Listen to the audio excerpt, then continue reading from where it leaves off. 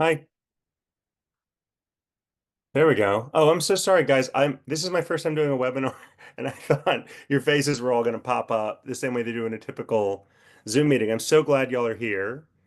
Today we are doing an overview of a lot of the sort of core principles of ABA. The name of the presentation is Beyond the Diagnosis: Practical ABA Tools for Home. So let's go ahead and get into slideshow here. Oh,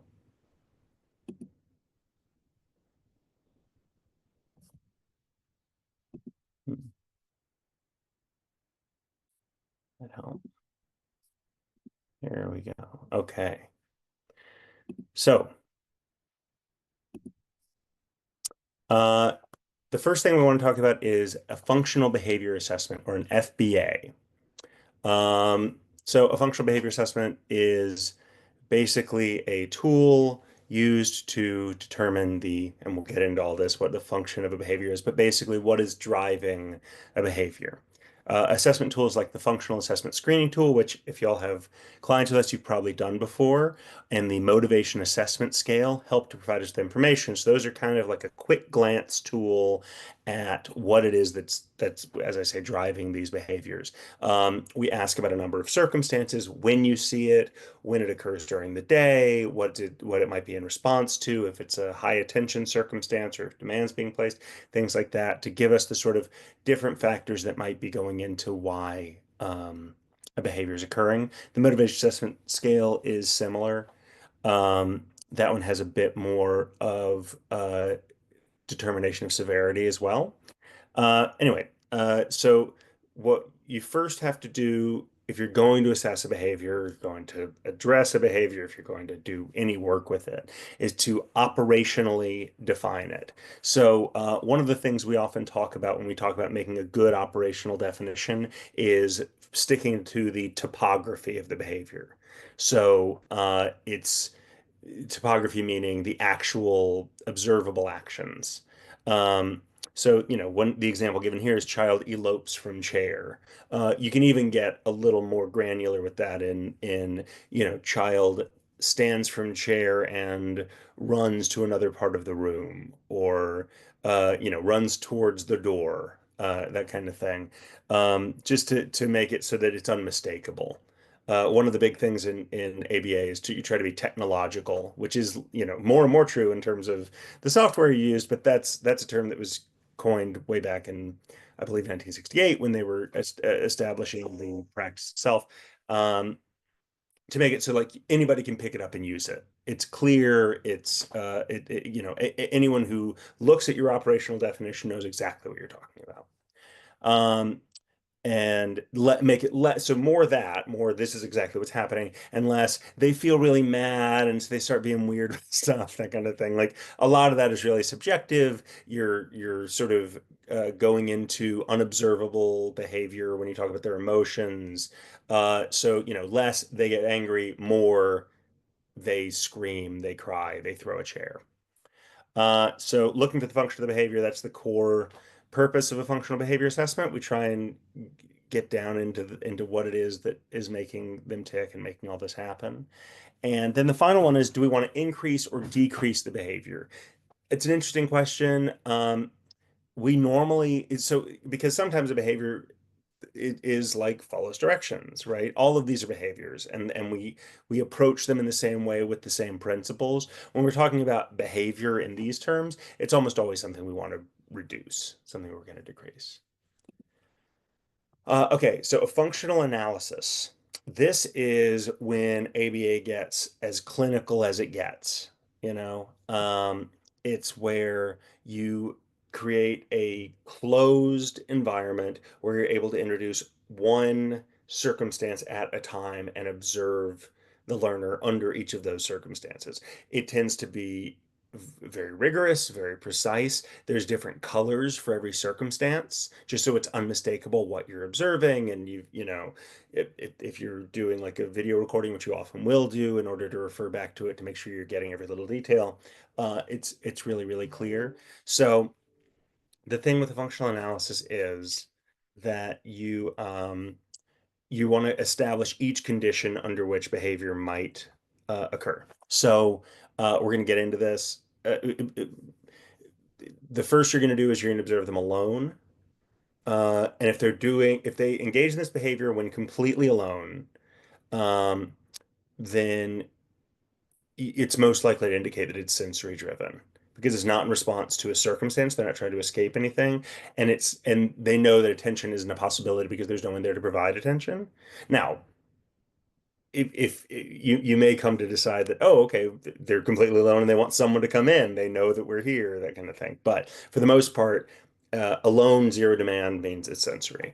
Attention is a time to seek others' attention, so that's generally a an adult will be present but not attending to them. And then if they start engaging in the behavior without demand, but with the person who is potentially able to provide attention, then we know it's attention driven.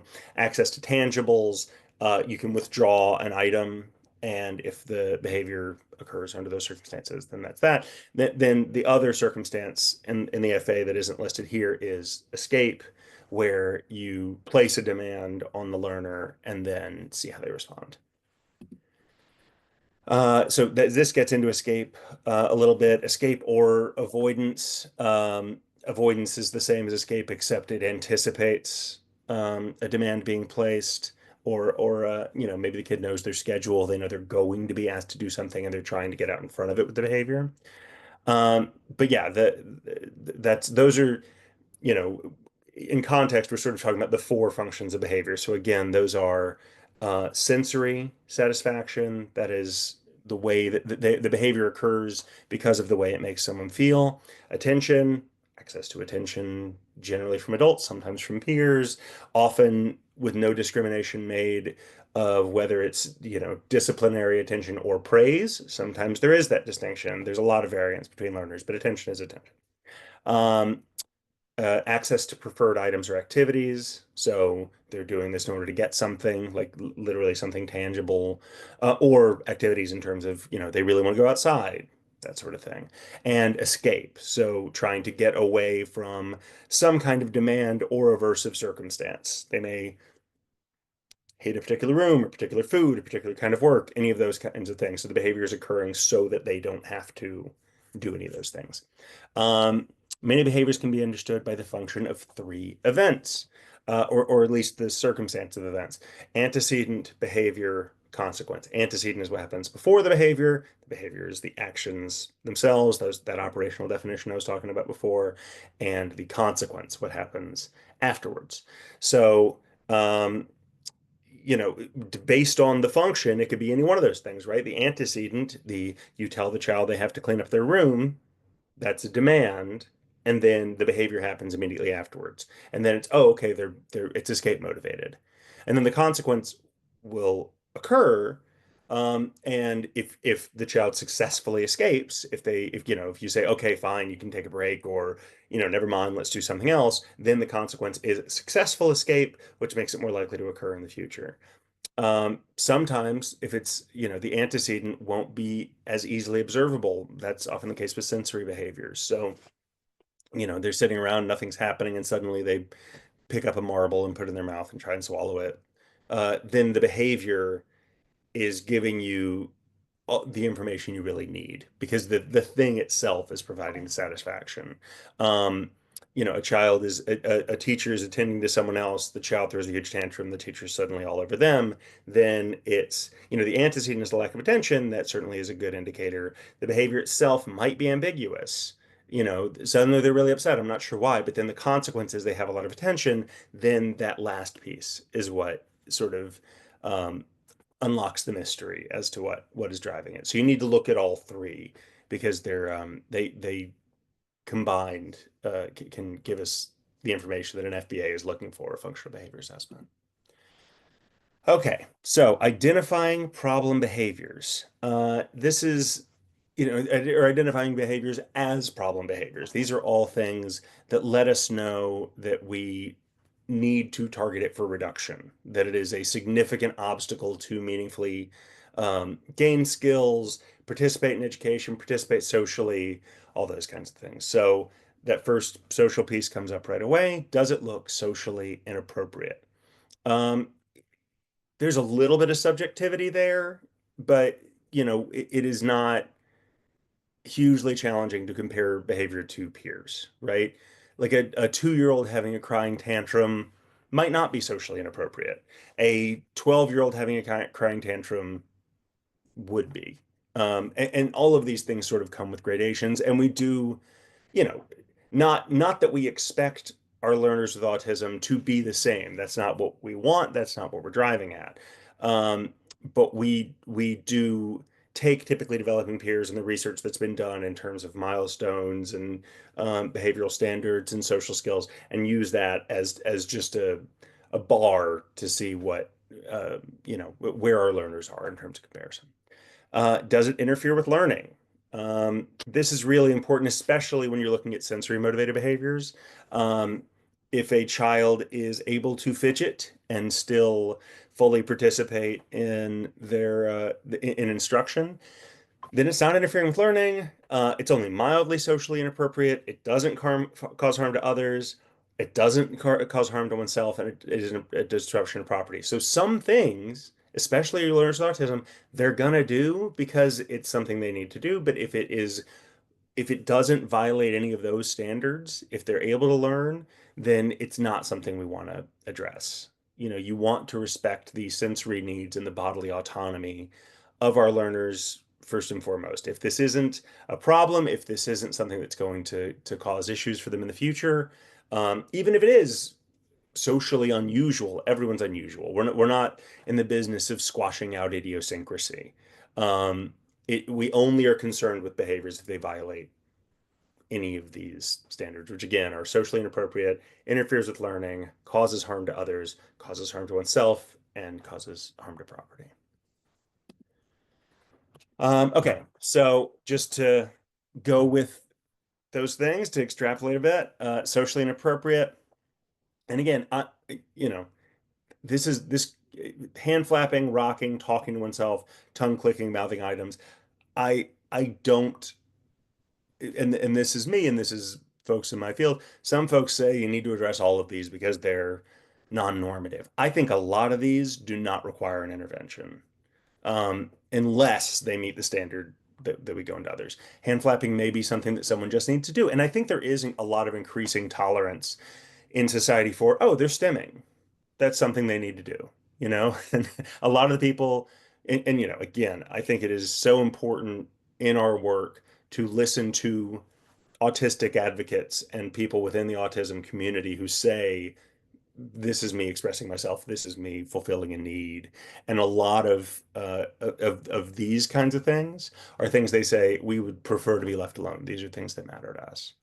And I think that it's really important that we respect that, unless, talking to oneself is so loud and constant and disruptive that it becomes impossible to learn and it causes disruption, that kind of thing. That's where it crosses into another area. But like mouthing items, we often assign chewies to learners because we understand that mouthing is necessary, and that's a way to self-calm. So anyway, I encourage y'all. There's a lot of folks out there who speak on behalf of the autistic community. I don't do that. I, of course, am an advocate, but I am not a member. But I think it's important to listen with all that kind of thing. Interfering with learning. This can include lack of eye contact, which again, if someone is made deeply uncomfortable by eye contact, but they can still learn, that's not an issue. If they are not attending, if you feel like they're not registering and it interferes with their capacity to have receptive language, then yes, lack of eye contact is a concern. Elopement, obviously, they're not going to learn if they're running away from the instructional area, throwing items on the floor, sticking a lot of things in their mouth, that kind of thing. All of that can make learning very difficult. So if it meets that standard, then yes, we want to address it. Causing harm to others, exactly what you think: hitting, hair pulling, kicking, biting, scratching, uh, you know, things I see in practice, deliberately touching people inappropriately in a way that they know will upset them, um, you know, uh, targeted spitting, urination, all these things. So like we don't need a standard of bodily harm. We just need to know that it's targeted. And that's obviously something we're going to address and will be a top priority. Um, and then causing harm to self, uh, you know, biting one's arm, picking at their skin, hair pulling, scratching. A lot of times, so sometimes this is, a lot of times this is sensory stuff, and this is where sensory stuff crosses into an area of concern, right? If you're making yourself bleed, if you're causing real harm to oneself, then it's not the same as hand flapping, things that are on your own. It's something that requires some kind of interference and so it can be impulse blocking stuff. A lot of sensory interventions will involve, maybe wearing gloves or long sleeves or having something else to pick at to have your fingers busy in some way that may be comparably satisfying, stuff like that. But yeah, self-injurious behavior can be really severe and requires blocking. And because it's sometimes we have so many interventions that are like, oh, you need to ignore that behavior. SIV is one of those where it's like, okay, that's a cheat code. We can't just let them hurt themselves. We need to step in and do something to, cushion the blow, make it so that actual self-harm isn't possible. And destruction of property, kicking holes in drywall, scratching up tables, ripping out materials, all that, obviously goes back to interferes with the capacity to learn and is costly and is a self-evident issue. So how to reduce problem behaviors. Once an FBA is conducted and the function of the behavior is determined, you can decrease problem behaviors by, and this is the biggest thing, I just alluded to this, teaching replacement skills. So behavior is lawful, right? Every time someone does something, they're doing it for a reason, for a specific outcome, or in response to a specific circumstance, which is still tied to the outcome because you're trying to get away from it. So that's the thing, if you can't just say stop it. And you can't put all your energy into stopping it because if you do, then you create a vacuum. Okay, great. They're not biting anymore. Now they're scratching. That's not significantly better. If they're biting because of escape and we teach them how to ask for a break, then okay, they're getting the same outcome that biting was intended to get, which is escape, which is to reduce demand, but they're doing it in a way that's socially appropriate, that doesn't cause harm to others, doesn't cause harm to themselves. There you go. So you can't just stop something. You need to replace it because that need doesn't go away. Okay, how to reduce problem behaviors. Um, so increasing on-task behavior, and we'll get into this. Really, the way you increase on-task behavior, and I guess this is just sort of like idle hand to the devil's play thing kind of thing. If you get someone to meaningfully work and engage, then they're less likely to be engaging in problem behaviors. But also the way that you get them to increase is by reinforcing them. You have to create, and again, I'm jumping ahead a little bit, but reinforcement's very much what we do. Um, so the way that you get someone to engage in these things is you establish, okay, when I do this, stuff I like happens. I get stuff I like.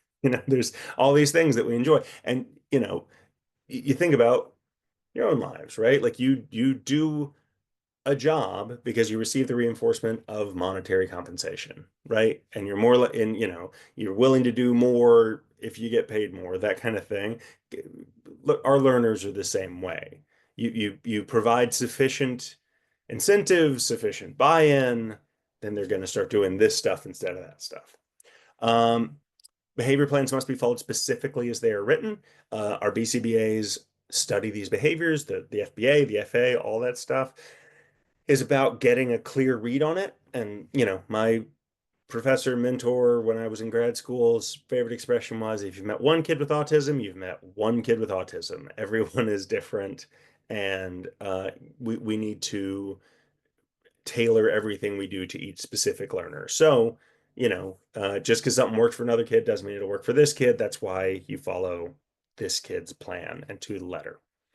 And behavior plans must be documented and modified, reviewed and modified when needed by behavior analysts, which is why we have our BCBAs are frequently, ideally every week, certainly twice a month, observing our kids just to see, oh, this behavior is similar to what it was before, but its function has shifted, so the intervention needs to change, that kind of thing. These things change all the time, and that's why they need to be regularly monitored. So, I always refer to treatment plans, FBAs, behavior intervention plans as living documents. They are always subject to review and accommodation.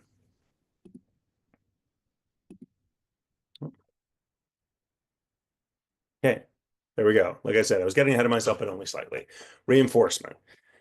So reinforcement is the consequence following a child's response, which increases the likelihood that the target response will occur in the future. That's when it's deliberate, right? So like if a kid uh, is able to answer a series of questions, if they're working on intraverbals, or if they're able to point out things that you're asking them to point out, or follow a series of directions, and then they're able to spend some time with their favorite toy, then great, because we know they're more likely to follow those directions and answer those questions and broadly participate in instruction more in the future. But reinforcement as a concept is is really anything that makes a behavior more likely. So, like I referred earlier, you ask a kid to clean up their room, they throw a huge tantrum, they end up not having to clean their room.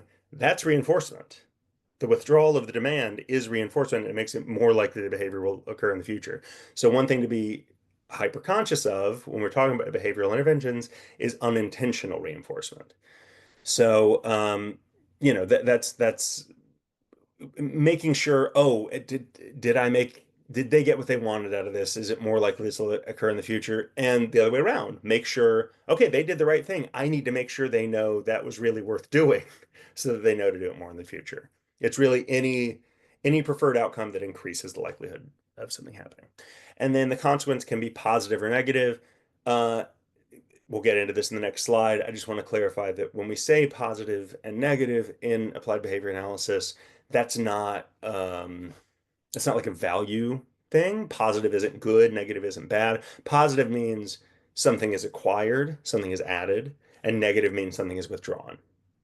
So positive reinforcement, you add something pleasant as a consequence response, such as they get their favorite food, snack, song, toy. Uh, they get picked up and tickled. They get to run around outside. They get to go down the slide. Desired sensory output, they get a little time with, in the body sock or in the swing, if that's what they like. All this is positive reinforcement. Negative reinforcement is removing something unpleasant from a situation as a consequence of a response, such as out of a chair break. They get to go off and do whatever they want. Sensory stimulation that is so. This is not something we would do. This is something that you've seen with like application of these things when you see experiments in animals, like what will a mouse do in order to make a high-pitched noise stop? The reward is, they press the button, the noise stops, that kind of thing. That's an experimental application of it. We're not doing things that are deliberately aversive with kids, but if sitting at the table is aversive to them, something that we need them to do and something that's normative, then being able to get out from the table might be the reward. So there's two types of reinforcers. There's positive reinforcer, or sorry, I just did that. So I guess there's multiple kinds. But in this sense, there's primary reinforcers and secondary reinforcers. Primary reinforcers are things that don't need to be taught in terms of things that are satisfying or fulfilling. Food, water, uh, uh, you know, something sensory, something comfortable, laying down on a beanbag chair might be a primary reinforcer because you don't need to learn that that's nice. It just feels nice. It just is nice. It's things that you know we basically come out enjoying. I joked with my brothers when I first had kids, like it's crazy that kids go like this when they lay down, right? And they're like, yeah, that's apparently right away. People know that feels good. So that's, it might be naturally reinforcing. But yeah, it's things that we don't need to be socialized to understand are nice and fulfilling. Secondary reinforcers are items that acquire reinforcing properties through learning. Praise, because we're learning social standards, we're learning the give and take, we're learning what it means when people say things to us. Money, you know, baby doesn't care about money. We don't come out valuing that. We come to value it because we understand that money can be exchanged for goods and services. It represents social mobility, all these things that we come to learn about and are a result of a variety of systems. And something that we use in instruction in lieu of money, which is tokens. So a learner might, answer a question and then they get, they really like Thomas the Tank Engine. They get a Thomas the Tank Engine token. And then once they get 3 or 5 or 10, depending how far along they are on those, then they might get a natural reinforcer like a food or drink or a toy or, whatever. The thing is valuable because of what it represents rather than the thing itself. Oh, and yeah, using primary reinforcers has proven to be successful in conditioning reinforcers. So we teach them the value of the secondary reinforcer by using primary reinforcers. Types of secondary reinforcers, just to reiterate, social praise. Wow, you're the best. Little note on that, we try to encourage behavior-specific praise when we're doing that in instruction, BSP, in case you haven't had enough acronyms yet. So that's like, it's not just, you're great. It's, you did an amazing job stacking those blocks. That's, you want to let them know with your words, with your language, exactly what it was that impressed you and what it was you'd like to see more of in the future. Tangibles, toys, activities, books, that kind of thing. Generalized. So yeah, so like I say, money and tokens, that's the things that are have value because of the relation of the things. And automatic, I don't know that I would classify self-stimulatory behaviors as secondary because that's fulfilling like a bodily impulse. Um, but certainly things we provide that give sensory feedback could be regarded as secondary reinforcers. And when it says this can be a concern, I think they're mainly saying that when we address sensory feedback, you need to be hyper conscious of what it is that they're finding satisfying and what it is that they're getting out of it, so that when you try and do a replacement or you're giving them what they need, it's appropriate. Also, you don't want to establish what could be regarded as bad habits by you know too much sensory feedback in a way that might not be replicable outside of the environment of instruction, because we should always be concerned with whatever we're teaching them, whatever we're giving them, that's something that they can, that whenever they go to another school, to another instructor, when they go home, when they go to the community, they are applying these same skills and getting something similar to the same feedback.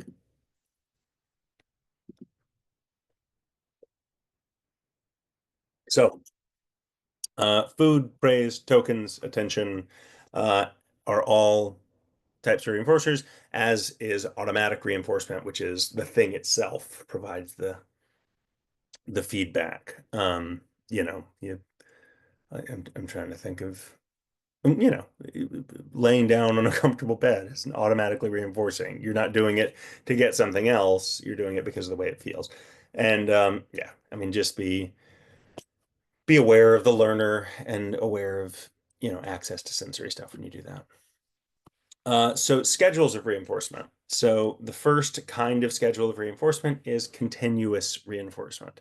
So that is every single time someone does something, every time they answer a question, follow direction, uh, you know, uh, put in a puzzle piece, then they receive reinforcement. And that might be, a quarter of a grape or, a sip of juice or a little time with a toy, whatever it is.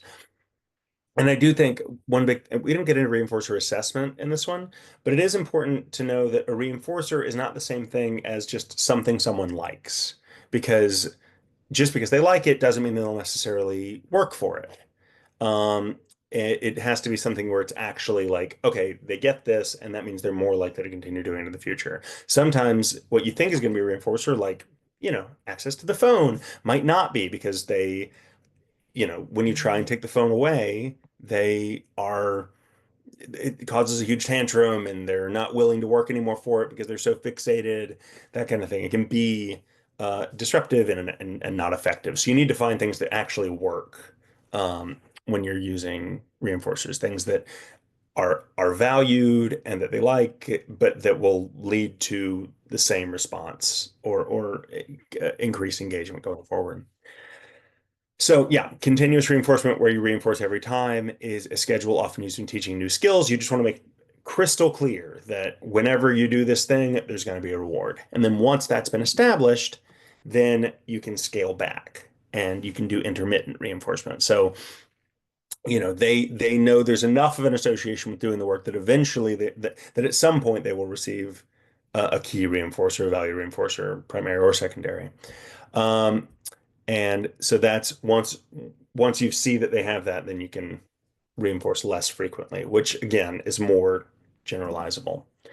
So the way schedules of reinforcement work when you stop doing continuous reinforcement, there's two sort of, I don't know why I did two that way, two uh, kinds of schedules of reinforcement primarily. There's fixed ratio, which is sort of what I was talking about with a token chart, where it's like, okay, once you have 3 times the tank engines, then you get your reward, or 5, or 10, or 2, wherever you are, you build it up over time. Um, then you get the thing. And then there's variable ratios. So you can see there an FR1 is continuous, and FR2 is 2 tokens, and FR3 is 3 tokens. I don't know that you guys are going to need that language, but you may well come across it. It's good to know it. And then variable ratios. So that is like where you average out how often. So if you have a VR5, that means roughly, or not roughly, an average of every fifth time they do it, they receive a reinforcer. So, the first time they're working through, they get it after 3 successful responses. And then the next time it's after 7 successful responses, and then 4, and then 6. And you're sort of getting, when you average it all out, it's like, okay, every fifth time. But the appeal of a variable ratio is they're going to remain engaged for longer periods of time because they don't know exactly when they're going to be reinforced. So they just kind of work straight through, knowing that they will be rewarded, that you're sticking to the variable over time shows, it builds a degree of trust, but you're not locked into just the one thing. Differential reinforcement. Um, so Okay. So uh, use a primary reinforcer for newly acquired skill, snacks, foods, uh, sensory feedback. You can play around with, oh, you did a good job. Now let's try this book. Let's try this new game. Let's try toys. And then give is where you build up and exchange. So there's a differential reinforcement in this context. There's probably 3 different meanings for differential reinforcement. Is you can do different kinds of reinforcement that can all be effective depending on what stage of instruction you are, how much language the learner has, stuff like that. Another meaning, if you just want to stack your definitions for differential reinforcement, is is differentiating the level of response. So if I have to prompt a learner, if I say 2 + 2 = and then I have to do this, then they say 4, then I'll be like, okay, great, good job, that's great answering the question, great math. And then I'm giving behavior specific praise, right? That's a type of secondary reinforcement. That's not exactly the same thing. If I say what's 2 + 2 and they say 4 immediately, then they get maybe they get an M&M. So that's like the level of reinforcement is differentiated based on that response. They get a more satisfying outcome if they do it independently than if they require support. Okay, Premack principle. So first, let's define the Premack principle. I mean, probably the more formal definition is that a preferred activity can reinforce a less frequently engaged activity. That is the Premack principle. In practice, the way that you would use the Premack principle is first, then. First work, then playground. First math, then toys. Just knowing, okay, I know you want this thing. This is the preferred activity, but they're more likely to engage in it. They're more likely to engage in a less preferred activity, math, work, what have you, if if they know that the promise of reinforcement of a preferred activity will follow. This is why a lot of times in classrooms you'll see visual schedules because like, oh, okay, I see that we have to do, you know, worksheets, but after that we get to do recess. So I'm more likely to do this because I know this will follow. Um, so the key to pre-max principle is to require the completion of the less perfect activity prior to the delivery of the more reinforcing item or activity. So first then has a surprising power to it. Okay, important aspects of reinforcement. So I referred to this earlier. Conduct a preference assessment or reinforcement inventory prior to your session. At the outset, uh, what we'll do is there's a few ways to construct it. There can be generalized choice, general choice prefer. So you have a room full of toys and you just see what they go for, and you know that that first choice is going to have value, and then you make note. Okay, this is the thing they chose when they could have had anything. A more formal way to do it is forced choice. So, hey, here's bubbles and a car. Which one do you want? And it's like, okay, they choose the bubbles. And it's like, okay, cool. Do you want bubbles or do you want a snack? You know, do you want a pretzel? And then if they choose the pretzel, it's like, okay, so we know, you know, and then if at some point they choose the car over the markers, then we know that we've got a hierarchy set up. We know their most favorite thing is the pretzel, followed by the bubbles, followed by the car, followed by maybe the whatever I said they chose the car over blocks. Anyway, um, so it's like okay, we know that there's a set level to these things so that if I'm asking them to do something that's pretty easy that they mostly got mastered, maybe we can just give them cars and I can save bubbles for something harder or newer that they don't quite know how to do yet or that they find challenging. And that way, you know, having that sort of what we call it as a reinforcer hierarchy, knowing that there's levels to these things gives you a more dynamic approach to things. Plus, we want there to be a wide variety of reinforcement because if we're just doing bubbles every single time, eventually they will have had enough of bubbles and then you got nothing.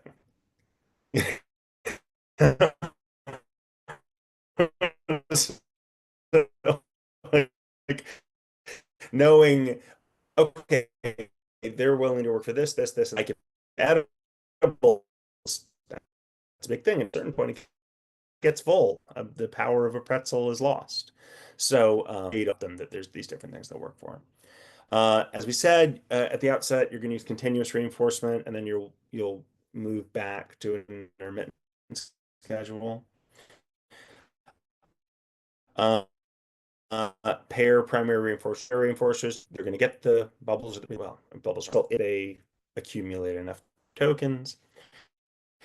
And deliver reinforcement immediately and contingently after the targeted response. And so as soon as you see them do this thing, like, you know, you're teaching toileting, like as soon as they have urinated or defecated in the toilet, bam, reinforcement, popsicle, amazing. You're the best. You did it. You Peter pooped in the potty. Here is your special reward right then. Um, you know, and then yeah, again, after they wash their hands or whatever, it's just a big like I did this thing, and then the immediate consequence was something amazing. Is the idea because they have to pair engaging in these activities we prefer that we know are to their benefit and build up their independence and build up their general abilities uh, with these preferred outcomes. And contingently, is like we say, they need to actually do the thing in order to get the reinforcement. So, like I just referred to, what happens if you delay reinforcement? Generally, a reinforcer is to be delivered immediately after the target response is elicited, unless, like, you're working on waiting or you're working on some kind of delayed gratification with a particular learner. But that's only with learners who have such a history of reinforcement and such a history of understanding of expectations, then you can do that. Generally speaking, it's got to happen right then. If you delay the delivery of the reinforcer, other behaviors could occur. So if you present your SD, clap, and they clap, and then you are fishing around in your bag for whatever it is they're supposed to get, and then after they clap, they knock over their cup, and then you give them the thing, then mm, you either, oh, wait, you don't actually get a goldfish now because you knocked over your cup. Then they didn't get the reinforcement for claps. They don't associate that with the preferred outcome. Or you give them the thing, it's like, oh, cool, I knocked over my cup and I got a goldfish. So, the being on top of it is really important because you want absolute clarity of the association between the preferred behavior or the demonstration of the skill and the reinforcer. Um, Punishment. So first, let's establish what punishment is from an ABA perspective. It is anything that leads to a reduction in the behavior in the future. And it can be positive. I mean, again, I would never advise this, but like additional, introducing something um, as punishment would be, you know, a spanking, something like that, or whatever, or a negative reinforcement is the withdrawal of things. So like you lose access to your tablet, or you have to go to timeout, etc. Um, so for skill, it's saying for skill building, don't use it, which makes perfect sense, right? Punishment is going to be you want to see less of something. So you're only going to do this if it's for the reduction of behavior. So for building uh, correction procedures, we would start with errorless teaching. Uh, Errorless teaching is where you do use a controlling prompt. So like if you're saying touch red. You're working on your colors and you have a picture of red, blue, and yellow in front of them. For the first time you ask it, you just take their hand and put it on it. And it's like, okay, you just touched red. Great job. And then you provide a reinforcer. So then you're ensuring the correct outcome. You show them what correct looks like, and you pair with a reinforcer. That's errorless teaching and very much contrary to any kind of punishment protocol. But so the reason I clarified that punishment means something that leads to a reduction in the behavior is that if you use, punishment isn't timeout necessarily, because if you've got a kid who's doing a an escape motivated behavior and you send them to timeout, then they got exactly what they wanted, right? They got out of whatever it is that we're supposed to be doing. Or, they do something bad and you yell at them. That's not a punishment if what they want is attention. So it may be intended as a punishment, but we don't mean it in those terms of like, this is a bad thing that happens because they did something. It should only mean like they do this, because it's something that we know is going to lead to the behavior occurring less likely in the future. So for behavior management, one form of punishment that you might use is response cost. Right. So response cost is okay, if you've got a learner who, like we said, is working in delayed gratification, they have to get 100 stars over the course of a week and then they get a new video game. But if they hit, then they'll lose a star. And so the idea is they know that there's an outcome where they lose access to something and they may be less likely to get reinforcement. And it doesn't have to be that extrapolated. It could just be building up a 5 token chart and then they get to watch a video, but it's now going to take me longer to get there because I did this thing I wasn't supposed to do. So, anyway, that's, and again, I don't want that to be confusing because I did just refer to a skill building thing because they're using the token chart. But the token chart itself can be impacted because what we're targeting is the behavior. Anyway, we tend to really emphasize reinforcement over punishment, and the punishment per se is the lack of reinforcement, that there is no reward, that the only way to get the reward is by engaging in the preferred activity and not engaging in the non-preferred behavior, because the non-preferred behavior will, the absence of reinforcement is de facto the punishment. They want the nice thing to happen, and so they'll do that. They don't want the nice thing to not happen, so they won't do that. But there are a number of uh, uh, you know, timeout can sometimes be totally appropriate. If you have an attention-seeking behavior, or an access to preferred item, and then they don't get that thing, that might be the right thing to do. But it has to be precise. It has to be correlated with the function of the behavior. Okay, that is our slideshow. Great seeing you. I'll see you next time, okay?